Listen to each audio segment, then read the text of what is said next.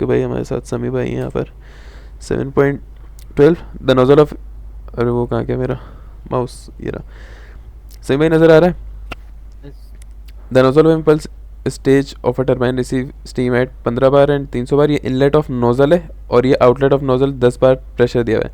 Nozzle की efficiency दे दी है 95%। इसका मतलब क्या है, आइसेंट्रोपिक वाला सीन होगा जो एक्चुअल और आइसेंट्रोपिक का होता है। And the nozzle angle is 20। अब यहाँ से टरबाइन शुरू हो गया।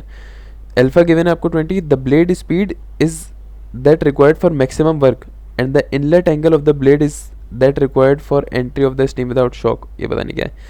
Blade exit angle beta 2 given है 5 less than the inlet angle. और the blade friction factor given है आपको। स्टीम फ्लो बताना है।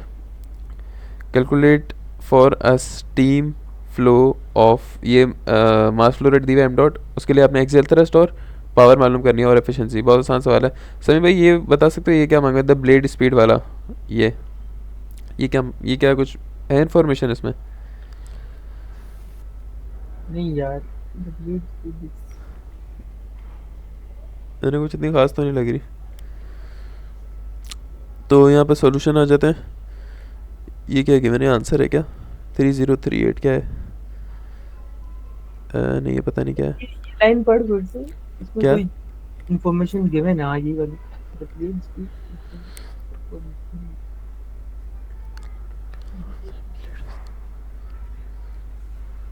विदाउट शॉक हो सकता है, विदाउट शॉक में कुछ इन्फॉर्मेशन गिवन हो।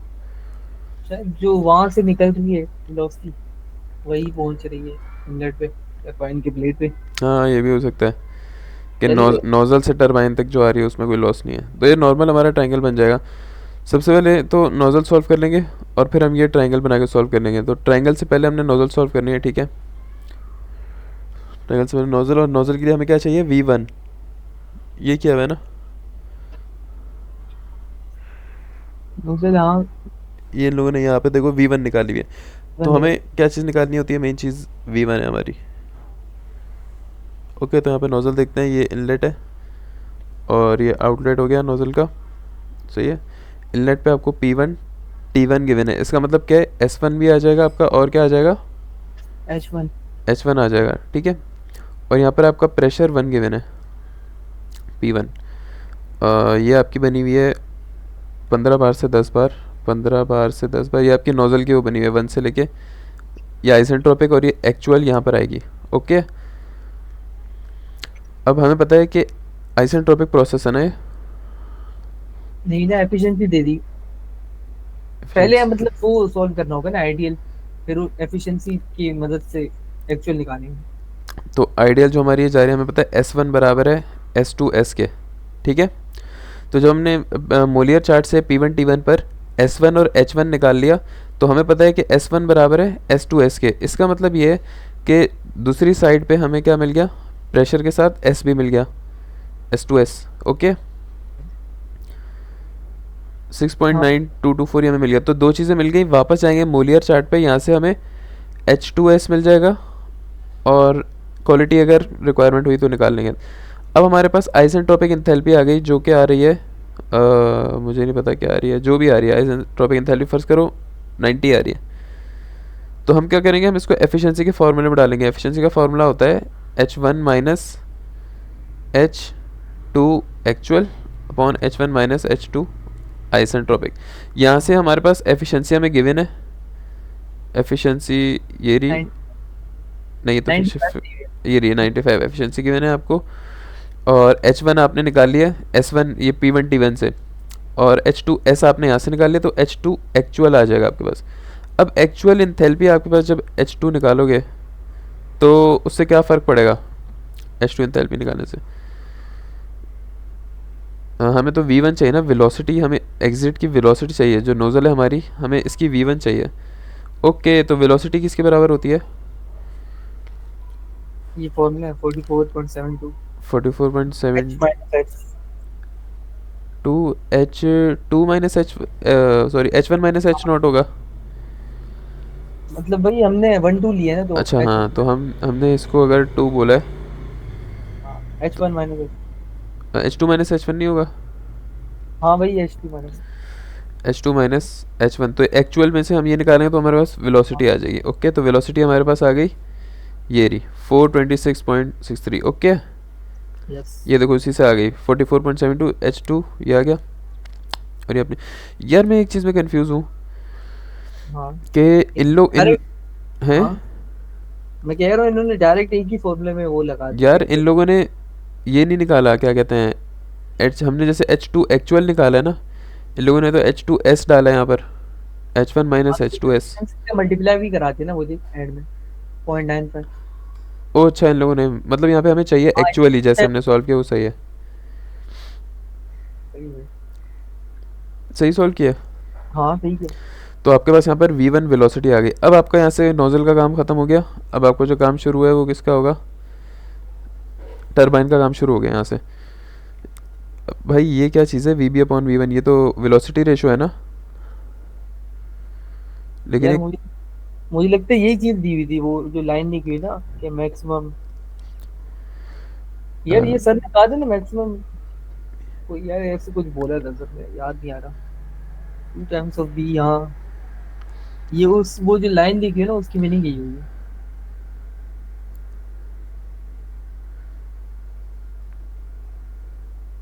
cos alpha is equal to VB+VB/V1, ये आ रहा है। तो यहाँ ट्रायंगल में देखते हैं, अगर ये आपका ट्रायंगल बन रहा है, सही है, ये नॉर्मल आपका बेसिक ट्रायंगल ऐसा बनता है। तो अब cos अल्फा देखते हैं, अगर मैं यहाँ पर परपेंडिकुलर ड्रॉप करता हूँ तो मेरा जो cos अल्फा बनेगा वो बनेगा, ये अल्फा है मेरा, तो cos अल्फा मेरा ये दोनों है, यहाँ से लेके यहाँ तक का डिस्टेंस और यहाँ से लेके यहाँ तक का डिस्टेंस, ये मेरा cos अल्फा है।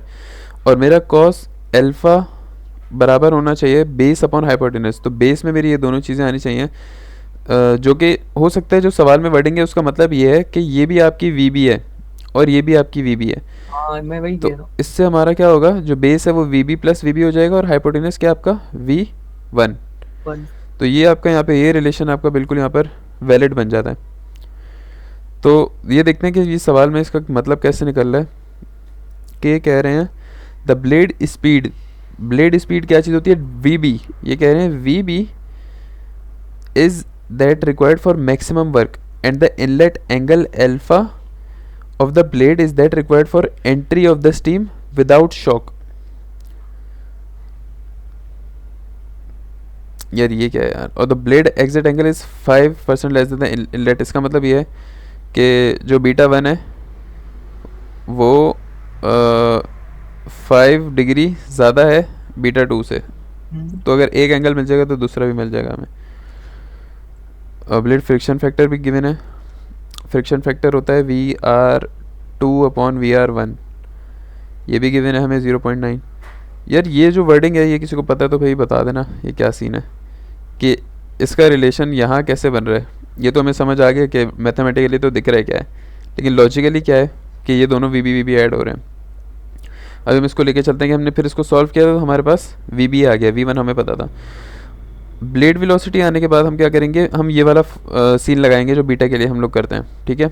ये कैसे करते हैं, क्योंकि इन दो सिमिलर ट्रायंगल्स को अगर हम लेते हैं, इस वाले ट्रायंगल को और इस वाले ट्रायंगल को, दोनों का हम साइन कंपोनेंट और कॉस कंपोनेंट ले लेंगे, सही है।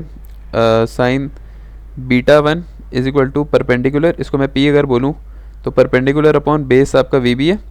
इसी तरह अगले वाले के लिए क्या होगा, sine alpha is equal to perpendicular upon base कितना है 2VB है। परपेंडिकुलर परपेंडिकुलर बराबर है तो हम कह सकते हैं 2VB साइन अल्फा बराबर है साइन बीटा के। ओके, इसी तरह कॉस के साथ होता है परपेंडिकुलर अपॉन हाइपोटेनस था, यार मैंने बेस क्यों लिख दिया, सॉरी यार, यहाँ VB नहीं आएगा। समी भाई बता दो यार, बताओ तो भाई। इसका बीटा वाले का हाइपोटेनस VR1 है और इसका हाइपोटेनस V1 है। तो हम कह सकते हैं कि V1 साइन अल्फा भी P के बराबर है और VR1 साइन β1 भी P के बराबर, तो हमने दोनों को इक्वेट कर दिया, सही है। और इसी तरह हम कॉस का भी रिलेशन बनाते हैं, नीचे कॉस का कुछ आ जाता है, फिर इन दोनों को जब डिवाइड कराओगे तो V1 से V1 कट जाता है, साइन ओवर कॉस बनता है टेंजेंट β1। जैसे ये वाली साइड आती है, VR1 से VR1 कटता है, साइन ओवर कॉस बनेगा टेन β1, इस तरह ऊपर ये आ गया नीचे आ गया। इजी है, अज्यूम करेंगे आपको आता होगा। अल्फ़ा हमें पता है क्या है, हमें अल्फ़ा पता है, हमें VB पता है, V1 पता है, टेन इनवर्स करके बीटा आ जाएगा, और हमें पता है कि बीटा टू किसके बराबर है, बीटा वन हाँ माइनस बीटा टू बराबर है, वो 5 वहाँ ले गए। हाँ सही है सही है, या मैंने शायद उल्टा लिख दिया था, लेकिन 5 डिग्री से फ़र्क है ना, तो हाँ लेस था, सही है। ऐड कर दिया, सही है। और इसी तरह जब बीटा आता है तो हम क्या करते हैं, बीटा की वैल्यू इस इक्वेशन में डालते हैं, जो हमारी ये साइन वाली बनती है ना, ये वाली, यहाँ पे बीटा की वैल्यू डालोगे, V1 आपको बता दें VR1 आ जाएगा आपका, सही है, VR1 आ गया, इसको फ्रिक्शन फैक्टर में डालोगे VR2 भी आ जाएगा, सही है। फिर उसकी तरह ट्रायंगल को एनालाइज करते हुए, एक मिनट यार ये कॉल आ रही है, अस्सलाम वालेकुम यार, फैसी 2 मिनट रुको, आ रहा हूँ, 2 मिनट रुको, आ रहा हूँ 2 मिनट रुको। अच्छा भाई, फिर क्या होता है, ये आता है डेल्टा वी डब्ल्यू, इसका नाम क्या कहते हैं डब्ल्यू को, टेंशन, हैं वही दिया टेंशन। टेंजेंट, और इसको हम कैसे निकालते हैं, analysing the triangle, V W आपका ये टॉप का वही सेट कर देते ना दोनों की। यहाँ से लेके यहाँ तक का डिस्टेंस है, तो इसका मतलब हम ये कहते हैं कि V R one cos theta, जो कि ये वाला है यहाँ से लेके यहाँ तक का distance, plus V R two cos theta, जो कि वी आर टू अगर ये ट्रायंगल है, ये पूरा ट्रायंगल है, तो इसकी पूरी बेस बराबर है V R two cos alpha के, ठीक है। और ये छोटा ट्रायंगल है, इसकी बेस बराबर है V R one cos beta one के। तो हम यहाँ पर इन दोनों को प्लस करेंगे, बीटा आएगा, ओह सॉरी, ये जो ट्रायंगल है ये बीटा है, सॉरी ये रहा बीटा टू, अल्फा नहीं है, मुझे लगा अल्फा है। तो यहाँ पर आपके सीन आपने रख दिया, यहाँ पर आपने सॉल्व किया, आंसर आ गया। इसी तरह जो इनका गैप आता है पल्स में, वहाँ पे आप यही काम साइन के साथ करते हो, लेकिन माइनस करोगे, क्यों, क्योंकि डिफरेंस है यहाँ पर, एक कम हो रहा है एक ज़्यादा हो रहा है, ये हाइट डिफरेंस है ना। अगर ये वाला परपेंडिकुलर आपका परपेंडिकुलर ऑफ 1 है, और ये छोटा वाला परपेंडिकुलर ऑफ 2 है, तो डेल्टा बराबर हो जाएगा P1 माइनस P2। तो यहाँ पर साइन कंपोनेंट लगाओगे, इस पूरे ट्रायंगल का साइन लगा दो, और इस पूरे का साइन लगा दो, दोनों के साइन कंपोनेंट्स, आई गेस इसका साइन और इसका साइन लगा दो, इसके लगा दो, इन दोनों के साइन कंपोनेंट लगाओ, मतलब साइन बीटा वाला और एक साइन अल्फा वाला कंपोनेंट लगेगा, साइन बीटा वाला और साइन, अच्छा एंगल दोनों के हमने बीटा वाले ही रखना है, सही है, दोनों रख लेते हैं। वापस देखते हैं, अगर मैं साइन बीटा 1 बोलूँ तो ये बन गया, और साइन बीटा 2 बोलूँ तो, अरे हाँ सही तो बोला था, ये रहा बीटा नीचे है, यही बनाया था। तो दोनों के परपेंडिकुलर आ जाएंगे हमारे पास, sine is equal to perpendicular of one hypotenuse, तो V R one sine beta और V R two sine beta आ जाएगा, तो V R one sine beta minus V R two sine beta, जिससे डिफरेंस आपका वी ए आ जाएगा। ये आंसर आ गया आपका, सारी वैल्यू डाली। पावर किसके बराबर होती है,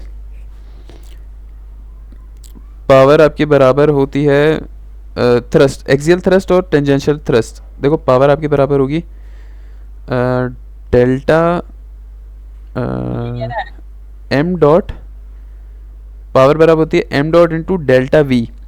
अब अगर यही बात आप एक्सियल की बात करोगे तो एक्सियल में क्या होता है, एक्सियल में आपका वी ए आ जाएगा, और अगर टेंजेंशियल थ्रस्ट की बात करते हो तो यहाँ पर वी ए के बजाय वी डब्ल्यू आ जाएगा, सही है। ये देखो ये मास फ्लो रेट गिवन था, इसको 3600 से वो पर सेकंड या पर सेकंड को आवर में या आवर को सेकंड में कन्वर्जन के लिए फोर्स ही लिखी हुई उन्होंने, क्या फोर्स लिखी हुई, क्या कह रहे हो, ये इन्होंने पीए फोर्स लिखी, सॉरी हाँ force, axial thrust force, power नीचे लिखी हुई, सही है सही है, एक्सियल थ्रस्ट फोर्स, सॉरी। इसको multiply by delta V A किया तो एक्सियल आएगी, और डेल्टा वी डब्ल्यू करोगे तो टेंजेंशियल आ जाएगी। ये दोनों आ गए आराम से इजी। और डायग्राम पावर किसके बराबर होती है, टेंजेंशियल पावर टेंजेंशियल थ्रस्ट मतलब एफ टी या P T into V R one, I guess V R one के बराबर होती है। Let's say we R one हमारा आ रहा है, sorry V blade velocity, okay. तो F T into V B, ये फॉर्मूला याद रख लो, यहाँ से आपके पास डायग्राम पावर आ गई। एफिशिएंसी किसके बराबर होती है, पावर अपॉन इनपुट होता है kinetic energy half M V square, V one आएगा यहाँ पर, सही है। तो वी वन की वैल्यू डाली, mass flow rate 1/2, diagram efficiency, सवाल सॉल्व, इजी सवाल है, ओके बेहतरीन है। कितने मिनट की बनी, 14 मिनट।